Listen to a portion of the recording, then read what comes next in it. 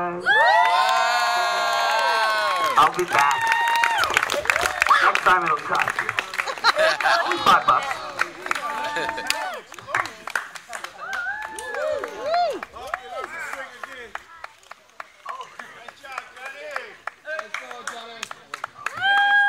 That was so beautiful. Are we not so proud of him? That's all. We're so happy Jonathan's back with us this year. Thank you, Jonathan. Thank you. We now welcome to the stage, by popular demand, the rest of the story. Last year we learned how many cousins we all had and how many foster kids mom and dad had. This year we're going to learn the rest of the story. Roy's time in Bermuda. Please welcome Roy. Nice.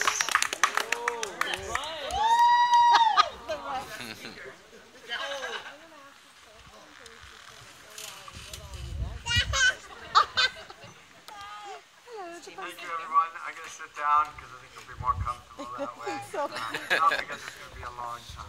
I promise. Dinner's at 6. This kind of right up in today, but here goes. 1992. It's a good Early year. 1992, I went to Bermuda, and I met Mary. About August of '93. I heard there was some confusion about how we met, and that was part of the reason why I'm up here. I found being down in Bermuda on my own with no family, and just arriving on the island alone, I got involved in a lot of stuff. Big Brothers of Bermuda, the Bermuda Music and Dramatic Society, the Mid-Atlantic Running Club, but no, I didn't meet Mary at any of those places. Fortunately, I worked with a gentleman whose wife worked at the hospital, so I kind of got in with the hospital crowd. And that was a great crowd to get in with, because they had expats from all over the world, really. Good drugs. There were nurses from England and Ireland, from New Zealand, Australia, America, Canada, all kinds of places. There's a lot of social functions that were going on. It so happens that we sat beside each other at a dinner for Kimberly's birthday party at a Mexican restaurant on one Saturday or one weekend. The following weekend, we were both at a barbecue at Chris and Richard Briggs' house, who was a pharmacist at the hospital. And then the following weekend, we were both at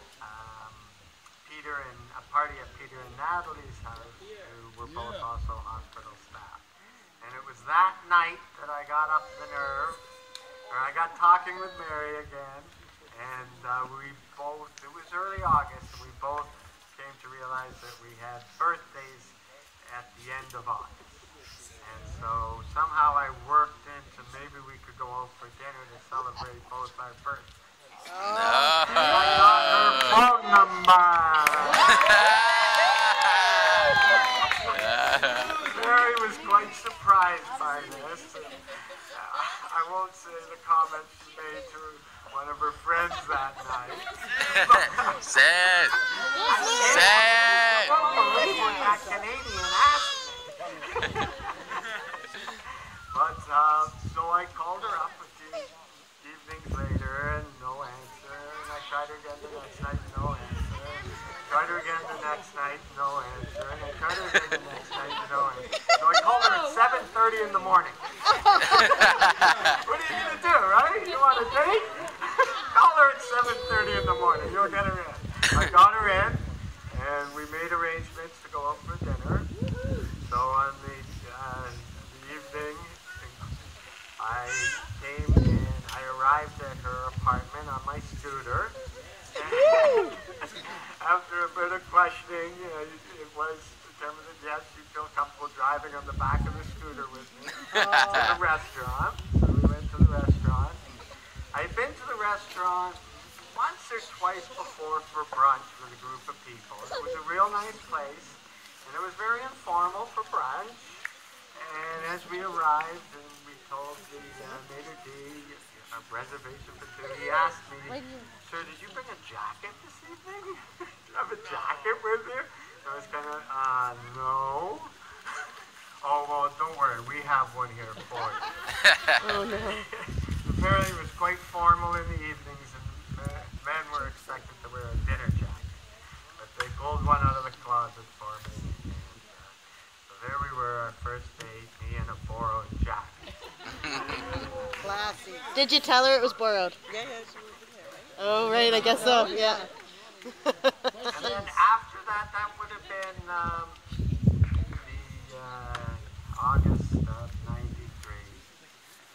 Shortly after that, or not that shortly, about 18 months later, we got engaged, and then married in July of '96. Yes, lots of you came. Thank you very much. I was very proud that 32 Canadians came over for our wedding. And, 32, stand up! all of the 32 that were there. Cass, you were there? Boy, yes. Cass?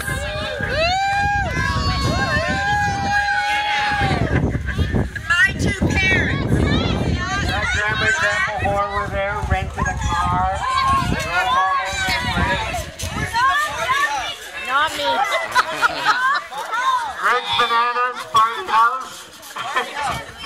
No, I had a newborn. And I want to give a special thank out to Gord, who filmed, whoever arranged the t-shirts.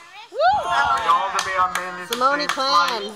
And for Gord to film a bit in the airport and on the flight and around Ireland, and then some highlights from the ceremony and then the reception. It was great. It's a video we still treasure and watch and enjoy.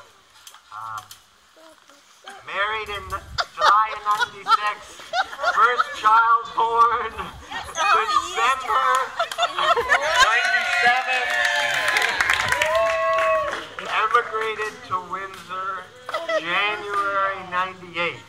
Oh, baby. Wow. So 2 weeks after Liam's birth, Oh, goodness. we made the move to Windsor.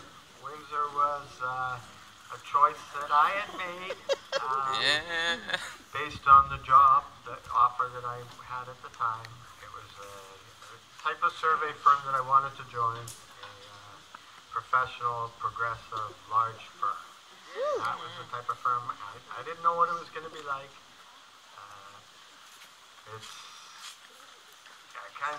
It's difficult moving from an idyllic island paradise like Bermuda to the armpit of Ontario, Windsor. And I was aware that it was a blue-collar union town. I knew enough about Windsor. Mary had heard a few comments from friends, but she was agreeable. She thought she was going to And, cruise. there was one thing I did learn before moving to Windsor. It was a valuable lesson for me, and it was, and I think it was through being in Bermuda for those first few years on my own. It was really difficult. It doesn't matter where